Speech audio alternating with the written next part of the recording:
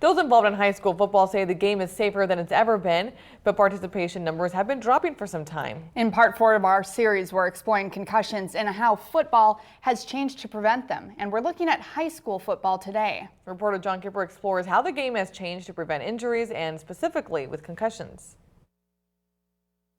When Omaha Ron College coach Tom Cassing was playing the game, concussions were no big deal. In fact, he says he's had 7 of them.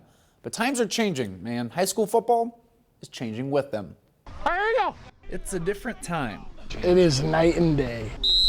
Omaha Ron College head coach Tom Cassing has had to make changes to the way he coaches and practices. Offensive ending! Offensive ending!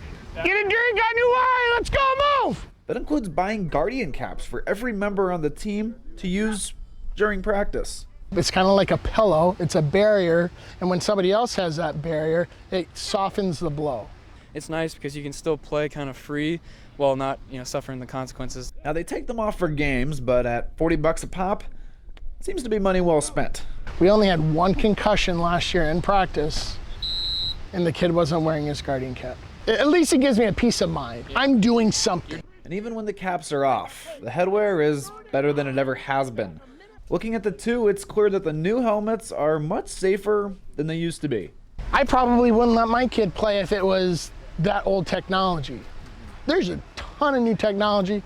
There are companies that are making a ton of money off of making kids safer. Tackling is also different, with defenders no longer aiming to put their head in front of the ball carrier. And that's not all that's changing. The attitudes of those on the field on Friday night just aren't what they were 20 years ago. Your teammates are responsible for it, your coaches are responsible, but also yourself. Because at the end of the day, nobody can tell you if you have a headache. It's got to be you.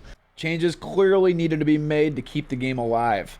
Over the last 15 years, kids playing high school football in Nebraska has dropped by over 18%. And from 2013 to last year, it's seen a decrease of around 11%. And then the game was under attack a little bit. That's when participation numbers really dipped. The Nebraska Schools Activities Association, under the umbrella of the national organization, has made significant changes over the last few years. That includes at the beginning of the season, forcing teams to not tackle until they practice for most of the week. There's also contact limits during the season. The old days of contact day after day has been proven to be dangerous. They've also changed up kickoffs and strictly enforced helmet-to-helmet tackles and other hits that leave players vulnerable to a concussion, all with the hope the game sticks around for a long time. Some people feel like, where's the game going to be in 5 years? Are we going to have the game in 10 years? I'm confident that we will. Now, cross-country numbers have risen by 18% since 2013. It's unclear if that has a direct correlation to the declining football numbers. Reporting in the studio, Jon Kipper, 3 News Now. Now you can find more about concussions, high school football, and their impact on the overall game on our website, 3newsnow.com. And we want to hear from parents and potential parents. On Facebook, we are asking, would you allow your child to play football? Right now, about 2/3 of you say yes, it's safe, and 1/3 say it's too dangerous.